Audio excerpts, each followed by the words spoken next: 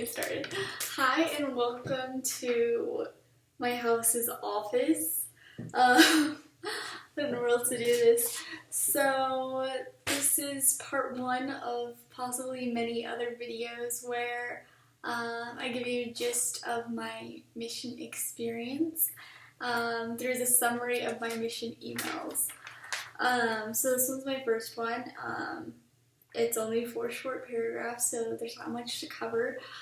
But anyways, so I left to the Mexico City MTC back in last November, so that was 2019. And I was going to the Mexico City MTC because I was called to serve in Buenos Aires, Argentina, which is Spanish speaking, so I need to learn Spanish. That's why I went there. So when I left, I'm from El Paso, Texas. When I left, I was flying out of El Paso's airport to Dallas Fort Worth airport, and then from there it would take me to Mexico City. My flight was delayed in El Paso, so I barely made my connecting flight in Dallas. But once I got there, I met up with 30 other missionaries, so that was kind of comforting. And then once we made it to the MTC in Mexico City, it was really late at night, and they gave us pizza, and we had a bus. That's how we got there from the airport. We were picked up. Everything was good. Everything was fine. But then we got there, and we got these little packets that told us, that gave us a room key, told us who our companion was, and then from there you could figure out who you're living with. And for girls, it was about 4 people that live in one little dorm kind of state, or kind of like a little mini apartment-ish, but there is no kitchen, just a bathroom and 3 bedrooms, 2 for each companionship. So never mind, it was actually supposed to be 6, but I lived with only another companionship, if that makes sense. There's only 4 of us. Don't know why I just did that. Okay, anyways, so once I packed up once I put away all my stuff, it was about midnight. So that's how late we got there. Other people got there a little bit earlier on in the day, so they were able to pack up and actually go to bed on time, but I got there so late. And so I met my companion. She was really nice. I just, in the next paragraph, just said, I love it here, which is so true. I loved it so much. I just said everyone was really nice, and that Mexico City was really beautiful. I'll probably insert some pictures of that. And so my companion and I got along really, really well because we were matched up really well. We both had just barely graduated high school, and she was from the Salt Lake City, Utah area. So we kind of had a similar family dynamic is what it sounded like. I grew up in Idaho, which is kind of close to there, and I have family around there, so yeah, and she was going to be serving in Paraguay, so we were both going to South America, which was really nice to know. And I just love the food. I just thought it was really pretty there. We had, our class was a class of 12, so it was 6 girls and then 6 guys.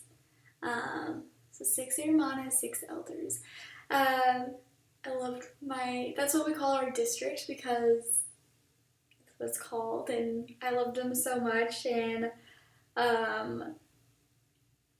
it was just really cool. And for the girls, I spent 24 hours with them at all times because we lived together, and then for the elders, just once we're out of our apartment thingy, the dorm thing, we were always together. So something interesting that happened that first week was I was pulled out of class by some senior missionaries because they knew my grandparents in the because my grandparents were also serving a mission before me, and they met this senior couple in the Provo MTC, and my grandparents just told them to have me meet my second cousin. So these senior missionaries pulled me out, and I met my second cousin, who's my dad's cousin, who's the same age as me, that was also going to be serving in Argentina. And that was kind of cool to meet him. I mean, I guess apparently we met each other at my great-grandma's house when we were both 2 years old. So it was kind of cool to see that family was there. Also, a girl in my ward who left the MTC 1 week before me was there, so I saw her in the cafeteria, which is called the Comedor, and that was kind of nice to see a familiar face. I'll just read my last paragraph really quickly, and it says, I really struggled with learning the language. I actually broke down crying in one of my classes because I felt like I was so behind and couldn't keep up. I'm just trying to stay focused on my purpose and reminding myself why I'm here, and I'm trying my best. I also tell myself that it's way better than doing nothing with my life in El Paso. Ha ha. And then I said, so far, I have not gotten homesick, even though the Spanish was hard for me. So the Spanish was really hard for me.